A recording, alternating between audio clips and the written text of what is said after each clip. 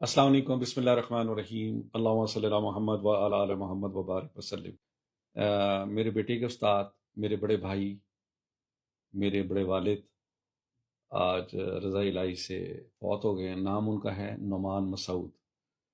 تو آپ نے ان کے لیے دعائے مغفرت کرنی ہے اور درجات بلندی کی کرنی ہے۔ یہ موت ایک قسم کی شہادت کی ہے۔ روزے میں گئے ہیں اور کوئی عمر نہیں تھی، 45، اور آپ سوچ نہیں سکتے کہ ماں نے ایسے لال جمے ہوں گے۔